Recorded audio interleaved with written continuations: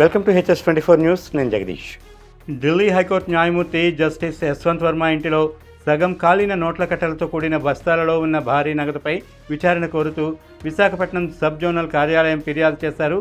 విదసం ఐక్యవేదిక న్యూఢిల్లీ తుగ్లక్ క్రీసెంట్లో ప్రభుత్వం జస్టిస్ యశ్వంత్ వర్మకు కేటాయించిన అధికారిక నివాసంలో అగ్ని ప్రమాదం జరిగిందని మీడియాలో వార్తలు వచ్చాయి. ఈ అగ్ని ప్రమాద నివారణ చర్యల్లో పాల్గొన్న అగ్నిమాపక సిబ్బందికి స్టోర్ రూమ్లో సగం కాలిన నోట్ల కట్టలు బస్తాలు కనిపించాయని మీడియాలో ఫోటోలతో కూడిన వార్తలు ప్రముఖంగా వచ్చాయి.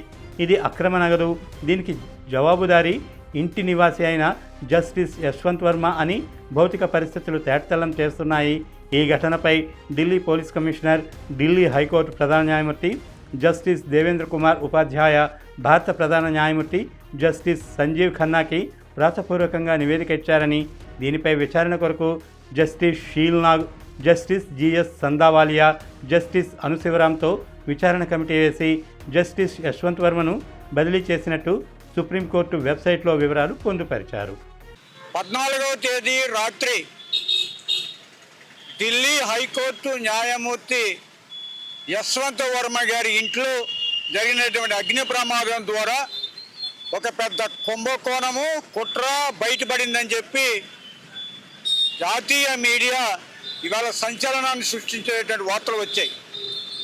ఈ నేపథ్యంలో స్పందించినటువంటి సుప్రీంకోర్టు, ఢిల్లీ హైకోర్టు ప్రధాన న్యాయమూర్తి నరేంద్ర ఉపాధ్యాయ గారి ద్వారా అంతర్గత విచారణ తెచ్చుకుని దీని మీద ప్రాథమిక ఆధారాలు ఉన్నాయని భావించి యశ్వంత్ వర్మని అలహాబాద్ హైకోర్టుకి బదిలీ చేస్తున్నట్టుగా సుప్రీంకోర్టు వెబ్సైట్లో సిజేఐ గారు ఒక 25 పేజీల ఇంగ్లీష్ నోట్ని పెట్టి ఉన్నారు.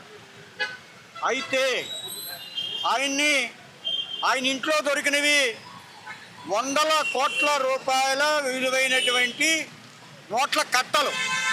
అన్ని కట్టలు ఒక న్యాయమూర్తి ఇంట్లో దొరికితే దానికి శిక్ష కేవలం బదిలీ చేయడం కాదు, ఆయన పదవి నుండి తక్షణమే తప్పించాలి, ఆయన మీద ఎఫ్ఐఆర్ బుక్ చేయాలి, పార్లమెంట్లో అభిశంసన తీర్మానం పెట్టాలి, అరెస్టు చేయాలి, జైలుకు పంపించాలి.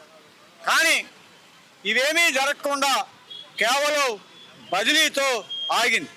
కాబట్టి విదసం ఐక్యవేదిక దీని మీద ఆలోచించి దీని మీద విచారణ జరపాలని, అసలు ఈ డబ్బు ఎక్కడి నుండి వచ్చింది, ఈయనకి ఎవరిచ్చారు, అక్కడ ఎందుకు దాచారు, ఈ డబ్బు తీసుకోవటంలో ఆ డబ్బు అక్కడ చేరటంలో ఏదైనా ఈయన కోర్టు ద్వారా కానీ ఈయన పలుకుబడి ద్వారా వేరే కోర్టుల్లో కానీ తీర్పులు ప్రభావితం చేశాయా, న్యాయంగా రావాల్సిన తీర్పులు అన్యాయంగా జరిగాయా, దోషులు నిర్దోషులుగా బయటపడ్డారా, నిర్దోషులు దోషులుగా జైలుకు వెళ్ళారా, ఇవన్నీ కూడా సిబిఐ, ఈడీ, ఎన్ఫోర్స్మెంట్ డైరెక్టరేటు, సాధారణ పోలీస్ వీరందరూ కూడా విచారణ జరపాల్సినటువంటి ముఖ్యమైనటువంటి ఘటన.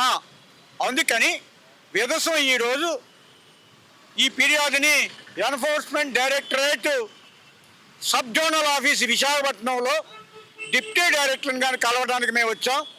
వారు లేకపోవడంతో ఇన్స్పెక్టర్ నరేంద్ర కుమార్ గారికి మా ఫిర్యాదుని ఇచ్చి ఉన్నాం.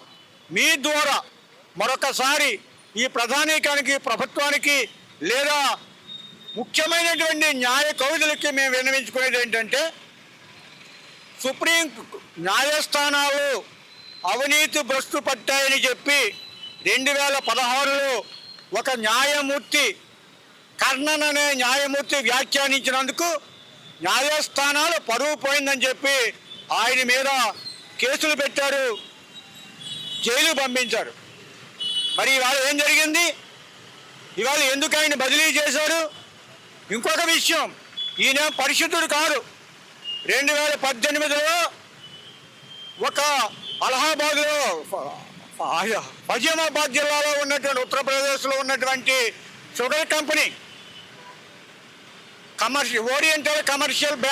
ఓరియంటల్ బ్యాంక్ ఆఫ్ కమర్షియల్ నుంచి 90 కోట్ల రూపాయలు అప్పు తీసుకుని రైతులు పరికరాలు సరఫరా చేస్తామని చెప్పినటువంటి ఆ షుగర్స్ మేనేజ్మెంట్లో ఈ యశ్వంత్ వర్మ గారు ఎగ్జిక్యూటివ్ డైరెక్టర్గా ఉన్నారు. ఆ రోజు ఆ బ్యాంకు ఈ షుగర్ మిల్ మీద కేసు పెట్టింది. సిబిఐ విచారణ జరిపింది. దాంట్లో ఈయన 10వ ముద్దాయి. మరి ఆ కేసు ఏమైంది? జడ్జిమెంట్ రాలేదే, మూసివేయబడింది. అంటే అప్పటికే ఈయన న్యాయమూర్తిగా ఉన్నారు కాబట్టి ఆ పలుకుబడితో ఆ కేసు మూసివేయబడిందని చెప్పి ఇవాళ మాకు అనిపిస్తూ ఉంది. ఆ కేసు రీఓపెన్ చేయాలి. కర్ణన వ్యాఖ్యలు తప్పుపట్టి అతను జైలుకు పంపించినటువంటి కేసు రీఓపెన్ చేయాలి. ఈయన ఇచ్చినటువంటి తీర్పులన్నీ రీఓపెన్ చేయాలి. ఈయన మీద ఎఫ్ఐఆర్ బుక్ చేయాలి. పార్లమెంట్లో అభిశంసన తీర్మానం పెట్టాలి. ఈయన పేరు ముందు ఉన్నటువంటి, నేను అందుకే పేరు ముందు జస్టిస్ అని పలకలేదు, నాకు ఇష్టం లేదు ఆయన జస్టిస్ అని సంబోధించడానికి. ఆయన పేరు ముందు ఉన్నటువంటి జస్టిస్ని తొలగించాలి, యశ్వంత్ వర్మని జైలుకు పంపించాలని చెప్పి మీ ద్వారా ప్రభుత్వాన్ని డిమాండ్ చేస్తూ ఉన్నాం.